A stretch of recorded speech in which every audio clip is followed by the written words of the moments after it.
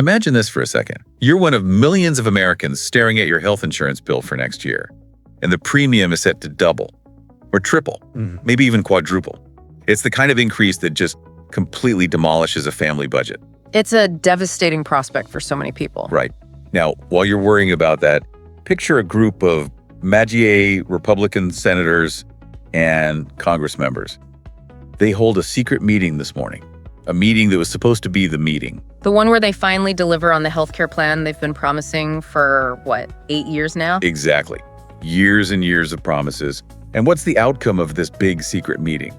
They walk out and confirm they have absolutely no concrete plan. None. It is a truly stunning collision of, political rhetoric and the economic reality that people are facing every single day. The source material we're diving into today actually dubs this whole mess Disaster Wednesday. A fitting name. I think so. It was a day just characterized by these cascading policy failures and this frantic, almost desperate attempt to deflect blame. We see them blaming immigrants for the housing crisis, for example. And then there were these just astonishingly bizarre legislative priorities that the regime rolled out, things that make you scratch your head. Completely. And our goal today is to really unpack that source material, which is just packed with this urgent, critical analysis. We want to reveal what these political figures are trying to cover up. And why they're so desperate to shift the conversation. I mean, we really have to look at the language the analysts and our sources are using. It is incredibly strong, incredibly charged. Oh, absolutely. They don't hold back. They label a former president an arsonist. They call a high-ranking speaker a sociopath. Yeah. And then there's this incredible escalation where they accuse the movement of trying to rebrand any political critique of their leader as treason. And to really get the weight of those claims, you have to contextualize the source material. It details this whole confluence of political failures. It starts with years of these unmet domestic campaign promises. Like healthcare. Exactly like healthcare. And it extends to this outright denial of the affordability crisis that is hitting, basically every American household. We're not just looking at policy papers here. We're examining the real-world impact of this chaos. The impact on voters, and as we'll get into later, the really destabilizing effect this is having on our global alliances. Which brings us to the fundamental question the source material forces us, and you, the listener, to confront.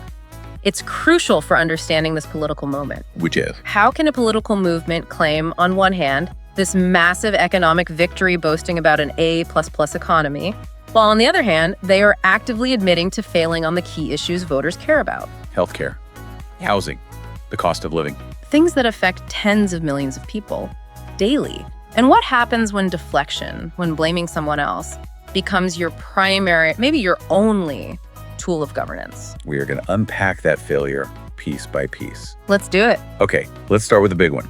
The most dramatic, the most long-running failure, healthcare. That promise to repeal and replace the Affordable Care Act with something, I think the word was magnificent. Magnificent, yes. It's been the central domestic policy anchor for the MAGA movement since Donald Trump's very first run for office. It's been the rallying cry for 8 years. And yet, on what our sources are calling Disaster Wednesday, we just witnessed a complete and total capitulation. And what makes this day, this meeting, so significant is the context. This wasn't just some general policy chat. It was a highly anticipated, very specific gathering. We had key MAGA Republican senators in the room, key members from the House. Exactly. And the explicit purpose, the reason they were all there, was to finally deliver on that concrete healthcare plan they've been promising for so long. And they weren't just aiming for a policy paper, right? They were aiming for a real political win. The PR goal here was crystal clear. Absolutely. Produce something tangible, something you can actually put up for a vote before the Christmas holiday break. That way, you can go home to your districts and campaign on mission accomplished.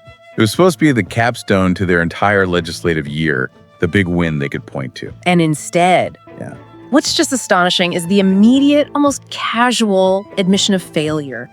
Republican members walked straight out of that morning meeting and confirmed to the press publicly that there will be no concrete health plan ready for a vote by Christmas. Right. And you have to understand, this is not just a missed deadline. It's not a scheduling conflict. This is an outright admission of legislative incompetence. On their most sacred domestic policy promise. After nearly a decade of telling voters they had a better alternative, the shelf is still empty.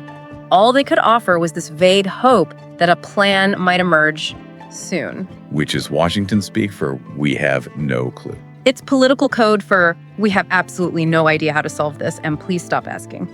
So if they don't have a plan, what are they focused on? Because this is where the actions of the current House Speaker, Mike Johnson, become so illustrative, according to the sources. It's a classic case of contradictory messaging. The sources say that Johnson is trying to manage the optics, the PR fallout from this. He's reportedly refusing to appear on certain MAGA-friendly media shows. Shows that would normally be a friendly audience for him. The friendliest. And he's refusing to go on until there's a healthcare plan to talk about. He knows the political optics of admitting this failure are just so toxic, he can't even spin it successfully to his most ardent supporters. But instead of, hiding in his office or actually working on a solution, he does the opposite. He pivots. He holds a bizarre press conference, and he immediately deploys the primary tactic, deflection. Johnson's central claim was just a full-throated attack, blaming former President Biden and, quote, Democrat enablers for wrecking the U.S. economy.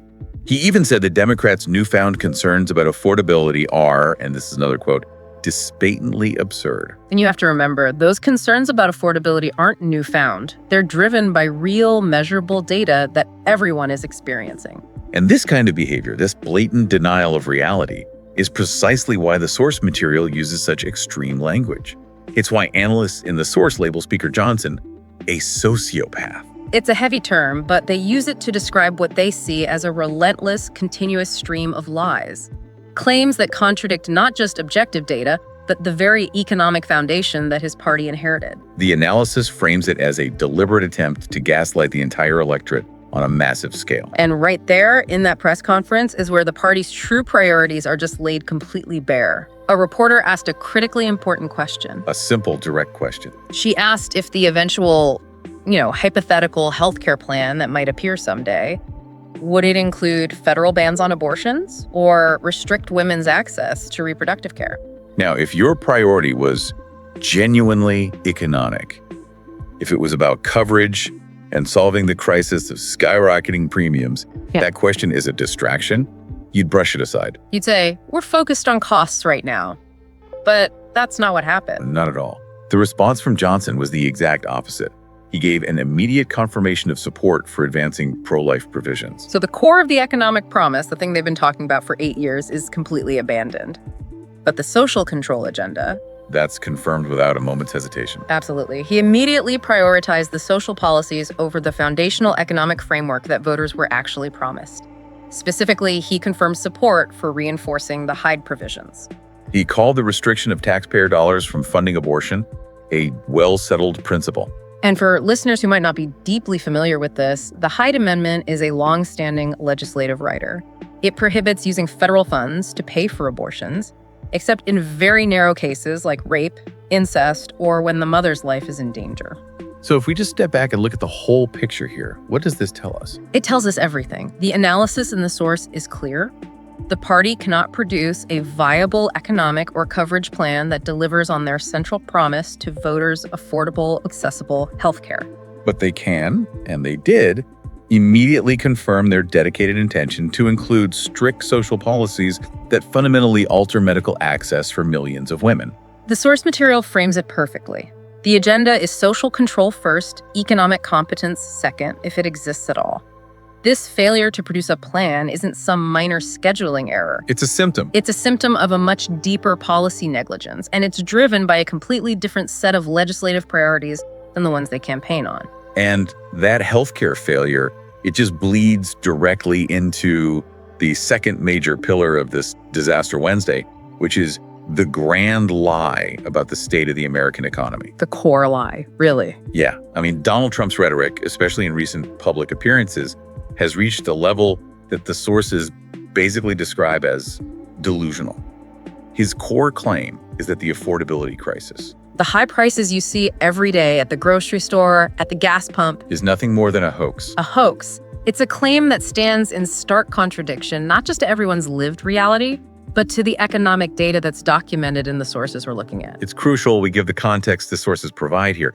They point out that the Biden administration actually handed the subsequent administration what many economists were calling a strong economy. A very strong economy. I mean, we're talking about what multiple papers and financial outlets were describing as a Goldilocks economy. Not too hot, not too cold. It was being called the envy of the world. And what defined that inheritance? What were the metrics? You saw inflation steadily coming down from its peak highs. You had a massive job creation engine going, with something like 16 million jobs created during the previous administration's tenure. So the analysis suggests that the groundwork for a really robust recovery was already firmly in place. Exactly.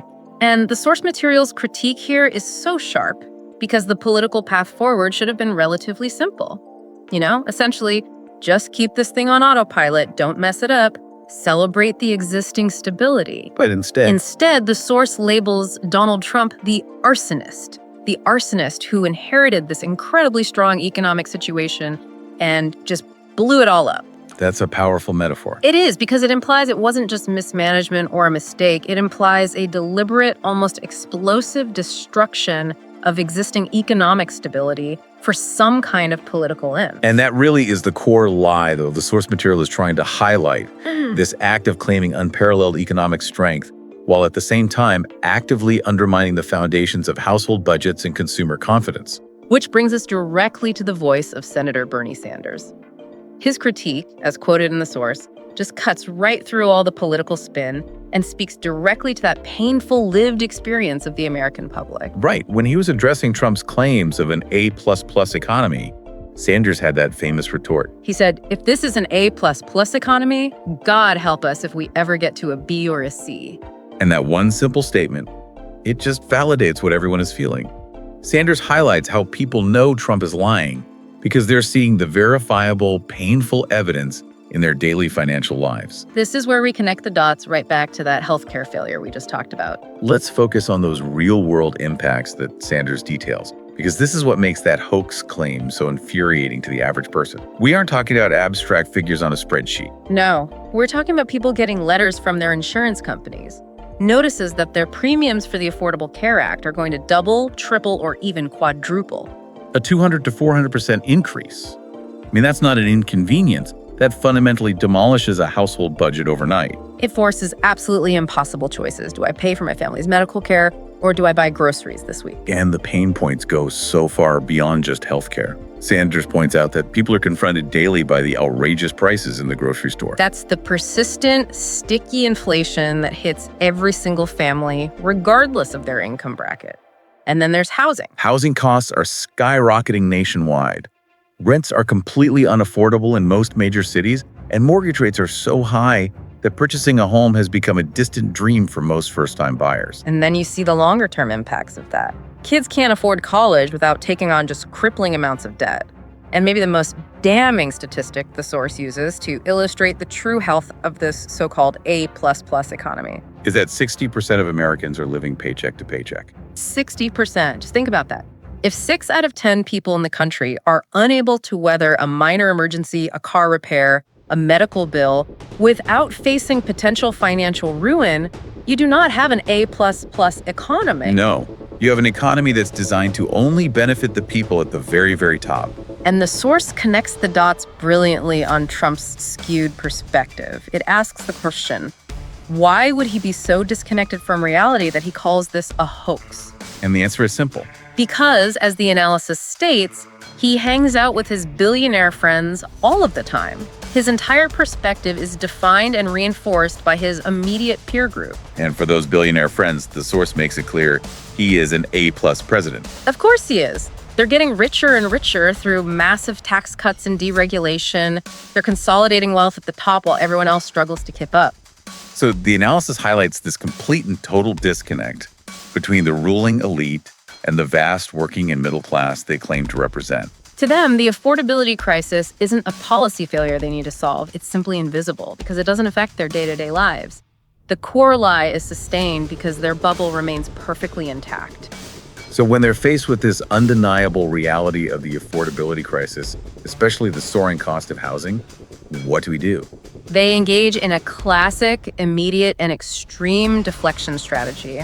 They scapegoat immigrants. They refuse to address the systemic issues that economic analysts and the sources are pointing to. Instead, they just pivot and blame illegals. And this contrast is so vital for you, the listener, to understand. Let's look at the actual cause that the source material cites for these high housing prices. It's not complicated demographics. It's institutional finance. It's Wall Street. Precisely. Private equity firms are buying up massive swaths of the housing supply, especially single-family homes. They're commoditizing housing, bundling it up into financial products. This creates a market dynamic that is just impossible for a normal person. A first-time homeowner, a young family looking to buy a modest starter home, they're not competing against their neighbors anymore. No. The source says they're competing against a billion-dollar private equity firm that's scooping up homes as part of their portfolio. These firms buy homes by the thousands, convert them into permanent high-rent properties, and that just depletes the supply of starter homes available for sale. Which drives up prices for everyone, everywhere. The source confirms this is a fundamental supply-side issue. You need more housing construction, and you need some kind of regulatory intervention on these massive corporate buyouts. Yet, the MAGA administration's whole deflection strategy, which is spearheaded by HUD Secretary Scott Turner, completely ignores this massive corporate takeover of the housing market. Instead, their argument is incredibly simple. And incredibly misleading. It's that illegal immigration is straining the housing market and squeezing the supply. They're turning a corporate finance problem into a border enforcement problem. And Turner cited a specific internal HUD report to back this up, right? He did. He made this highly dramatic claim that the foreign-born population increased by 6 million people between 2021 and 2024. He kept emphasizing this is the most significant increase for that period in American history. The implication they're pushing is clear.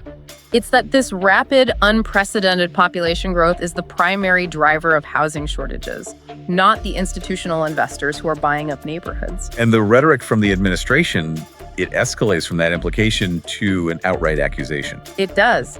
The HUD secretary and other administration figures are on record stating they need to continue to deport illegals that are taking houses from the American people. That language is so explicit. It's designed to turn immigration into a zero-sum game, a theft of vital resources. And it completely diverts the public's anger away from the private equity firms that are actually driving up prices and points it directly at a politically convenient target. What's particularly egregious, according to the source, are the specific, almost hyperbolic data points Turner used to justify this panic. Yes. The source highlights the claim that in 2 states, New York and California, 100% of all rental growth is attributed to illegal aliens. 100%. I mean, just think about the mathematical absurdity of that figure for a moment. It's not designed to inform. It's designed to manufacture widespread panic and link immigration directly to the economic pain that every renter in those states is feeling. It's a calculated piece of political propaganda. Absolutely. And this whole strategy of deflection, it really culminates in the launch of a new, highly politicized initiative, the HUD Crime Hotline. And the administration is explicitly framing this hotline as a public service, an attempt to root out crime, root out illegals, and serve the American people and the American people only. But the real intention behind the hotline is just laid bare when you look at the list of activities the public is encouraged to report. It's an almost perfect collision of social paranoia and political targeting. People are being urged to report sex trafficking, drug trafficking, and then right in the same list. Illegal aliens, illicit things going on, nefarious activity. It's all just lumped together in the context of public housing. The source dissects this perfectly. It argues that this deliberate linking of immigration directly to severe crime is a calculated tactic. A tactic to scare people and divide people and make people try to vote against their own interests.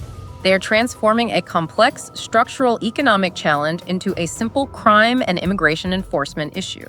And it distracts voters from demanding any kind of corporate accountability.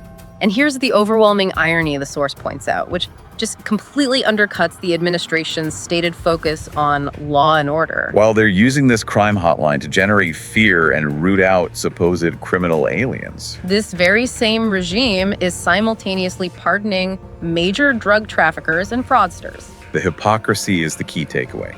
It is. It shows that the true goal of this crime hotline isn't to increase public safety. It's to fuel the anti-immigrant narrative and generate a public justification for the mass deportations they falsely claim will solve the housing crisis. So, if the first few sections of this Disaster Wednesday define the sheer magnitude of the policy failures, the healthcare abandonment, the economic denial, The 48 hours leading up to it define the sheer absurdity of their priorities. And, maybe more importantly, a very worrying drift towards state surveillance. We need to shift gears for a second because one of these policy proposals is almost comedic in how disconnected it is from any real public need. Let's start with the truly bizarre concept of airport wellness. Airport wellness, you really can't make this stuff up. The push is for pull-up bars and gyms to be installed in airports. So people can perform micro-workouts while they're waiting for their flights. And this is, in the source's estimation, a classic example of waste, fraud, and abuse. It just demonstrates a total lack of connection to the economic reality that travelers are actually facing. Absolutely. The analysis in the source immediately questions the priorities here. I mean, why is the federal government focused on providing pull-up bars when the reality of modern air travel is that people can't afford the already exorbitant food in the airport? Or the flights themselves. The travel experience is miserable for most people. Flights are constantly delayed, the infrastructure is strained, and their solution is micro-workouts. It's a perfect, trivial distraction from the core problems of cost and just a terrible customer experience. Yet Secretary Duffy was out there enthusiastically commending the initiative. He was advocating for micro-workouts and simple equipment for travelers, as if this solves something meaningful. He even offered this absurd defense of how they procured it, claiming they hired a project manager in 5 minutes and that Trump somehow saved them. Wow. What was the figure? A staggering $200 million on the contract for pull-up bars. The absurdity of it serves a political function, though. It does. They offer up this saving money on pull-up bars story as if it's evidence of their core competence, of being good stewards of the taxpayer dollar. And all the while, they're avoiding the actual 1,000-pound gorilla in the room, which is the non-existent healthcare plan, or the collapsing affordability of the economy. It's a classic misdirection. Look at the shiny, cheap distraction over here, and please don't look at the catastrophic failure of our major policies over there. And the contrast is so jarring, because the second policy proposal introduced in this same 48-hour window is genuinely chilling. It indicates a far more sinister trend than pull-up bars. This is the social media surveillance plan. Right.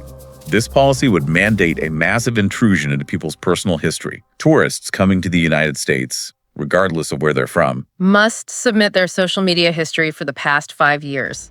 And that history will be shared, screened, and analyzed by the government. This moves so far beyond a simple background check.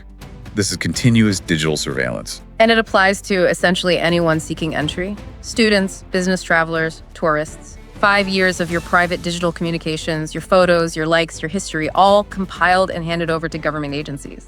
What's the source's immediate reaction to that level of scrutiny? Well, this is the truly alarming part. The source immediately compares this action to the restrictive policies of non-democratic authoritarian regimes. They state emphatically they don't do that in China. Wow. That comparison implies that this kind of pervasive pre-entry surveillance is characteristic of a dictatorship, a regime that is obsessed with controlling information and loyalty, not a modern Western democracy. That is a profound indictment. If the stated justification for the plan is just security, why 5 years of comprehensive history? The source implies the real motive isn't just screening for terrorism or crime. Crucially, the sources believe the real unstated concern here is political vetting. The speculation is that Border Patrol and IS would use this 5-year history to see if travelers have said anything negative about Donald Trump or, quote, the regime. So this policy would move screening beyond just criminal history and into filtering for political dissent. It connects a major policy proposal directly to an authoritarian tendency to criminalize, or at the very least exclude, anyone who expresses criticism of the leader. It's a mechanism for ideological control at the border. So when you lay out this entire catalog of failure, the healthcare abandonment, the affordability hoax, the extreme scapegoating, and then this slide into bizarre and authoritarian priorities, it's no surprise that voters are reacting. They are. The source material details concrete, real-world political fallout that suggests the MAGA movement is facing a very serious crisis of appeal with key demographics. The political damage is measurable. It is. CNN analysis confirms a continuing significant shift of Latino voters away from Trump and the MAGA platform and back toward the Democratic Party. This is such a crucial demographic trend because it directly challenges that long-held Republican narrative that they are expanding their base in critical swing states. It completely undermines it. And what's driving this significant shift? The source material provides a brutally straightforward answer, and it's tied directly to that harsh immigration rhetoric we just discussed. Latinos are realizing that Republicans are, and this is a quote from the source, literally killing us. And that's not just hyperbole. It refers to the aggressive rhetoric, the policies of mass roundups, and the complete betrayal of trust. The original promise was often that they would only go after actual criminals, not families. Right. But the actions and the rhetoric, like blaming 100% of rental growth on illegal aliens, demonstrate this zero-tolerance, hostile environment that targets the entire demographic regardless of their status. So this realization that the policy is personally harmful and dehumanizing is what's driving voters away. It's a direct threat to community safety and trust. And you can see this political fallout illustrated perfectly in specific election results, often in unexpected places. Take Miami-Dade County. Historically, a complex, challenging area for Democrats to win high-level seats. But they just won the mayor's race there. They elected Eileen Higgins. And the historical significance of that Miami victory just cannot be overstated. This is the first time Democrats have reclaimed that mayoral seat in 30 years. 30 years. 30 years of Republican control of a key American metropolitan area just crumbled. The source actually labels this a return from the birdcage era of politics, signaling a tectonic shift in one of the country's most important and diverse areas. And you couple that historic victory with a big win in a Georgia special election in House District 121, and it signals what the source describes as a massive shift of Latinos away from the Trump baseline. You're seeing it locality by locality in key districts all across the country. Democrats are outperforming their previous election baselines, and this shift is a big reason why. So if we connect this political consequence to the bigger structural picture, the sources reveal a profound and growing weakness for the Republican Party in governing major urban centers. The conclusion is stark, and it should worry any Republican strategist. The source states that Donald Trump has been absolute kryptonite to Republicans who want to run major U.S. cities. And the numbers back that up. The numbers absolutely confirm it. The number of GOP mayors in the 50 largest cities has plummeted dramatically. In 2017, there were about 14 Republican mayors in these major population centers. And now, following that loss in Miami, that number is down to a mere 7. Wow. An endangered species. The source accurately labels them an endangered species. And what this confirms is the movement's fundamental failure to capture and govern diverse, high population centers. The MAGA focus on cultural grievances and deflection just doesn't translate into successful functional governance or broad appeal in the places where America's population is actually concentrated. So the internal chaos and the deflection that we've seen on Disaster Wednesday are matched really only by the extreme and dangerous rhetoric coming directly from the leader of the movement. Which brings us to our final section where we have to examine the most aggressive language used by Donald Trump and the instability it causes both at home and around the world. The analysis in the sources focuses on this stunning social media post that was made by the former president this morning. It started off with a bit of self-praise. As it often does. He asserted that there's never been a president that has worked as hard as me. But then it quickly devolved into something much more dangerous. A decree aimed at silencing all political dissent. And the decree stated, unequivocally, anybody who talks about my health declining or that I'm slowing down, I view it as treason, and I will go after you as though you are a treasonous traitor. We really need to pause on that. This is not typical political bombast. This isn't just aggressive campaigning. This is a direct attempt to label legitimate journalistic scrutiny reporting on a candidate's health or age as the ultimate capital crime. The source material is crystal clear on the gravity of a statement like that. Treason is a crime that's defined in the Constitution. It's reserved for acts of war against the United States or aiding its enemies. To apply it to political commentary is an overt act of political intimidation. And it ties back directly to that term we used earlier. The source's analysis that Mike Johnson is a sociopath for his stream of lies. How so? The source is framing the entire regime as one that is defined by deception and the suppression of truth. And that culminates in this, attempting to brand any critique as the highest crime in the land. The analysts suggest that this language is deployed to enforce absolute loyalty and to prevent even internal or friendly critique. Exactly. If you dare to question his stamina, you are a traitor. This has a profound chilling effect on any internal dialogue, and it matches that external threat of surveillance that we discussed earlier. So if that's the domestic attempt to control, what is the global community scene? That external view provides immediate context on the threat that Trump poses to international stability. During the same period of domestic chaos, a major global figure, Pope Leo XIV, was asked a question. He was asked specifically about Trump's proposed peace plan for Ukraine. And the Pope's assessment was a major public critique of the direction of American foreign policy. He stated that Trump's remarks are clearly trying to break apart America's long-standing alliance with Europe. And the sources highlight that as a profoundly destabilizing goal, especially given the current geopolitical climate. The Pope stressed that the relationship between the U.S. and Europe needs to be a very important alliance today and in the future. He called the potential break an unfortunate turn of events that would weaken the entire democratic bloc. So this assessment confirms that the world is watching all of these domestic political maneuvers, the chaos, the deflection, the bizarre priorities, and they're seeing them reflected in a profound instability in our foreign policy. It connects the two spheres perfectly. The failures on healthcare and housing that defined Disaster Wednesday are symptomatic of an internal disorder that is now actively threatening decades of fundamental American alliances. The rhetoric isn't harmless. It creates this global ripple effect of unreliability. And the source makes it abundantly clear that while any president has the right to set their own policy program, the world views this particular program as highly destabilizing.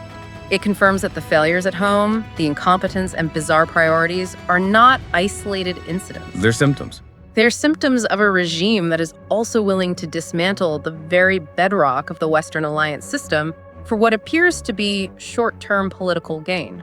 So this entire analysis of Disaster Wednesday gives us this essential snapshot of a political movement that is just struggling with a profound crisis of competence. A crisis of competence and priorities. We saw the complete and total abandonment of that foundational healthcare promise, the magnificent replacement plan that just never materialized. We saw the active denial of the affordability crisis, with the movement's leader labeling the surging costs for everything from ACA premiums to grocery as a complete hoax. And in the place of actual solutions, we witnessed these bizarre pivots. They're prioritizing pull-up bars in airports and invasive social media surveillance, while at the same time deploying these extreme deflection tactics, choosing to blame immigrants for systemic housing problems that are actually being caused by private equity firms. And crucially, we analyzed the political feedback loop that is at work here. These cascading failures and this harsh, deceptive rhetoric are driving concrete, measurable political change. The evidence for that is irrefutable. You see it in the historic shift of Latino voters away from the MAGA base.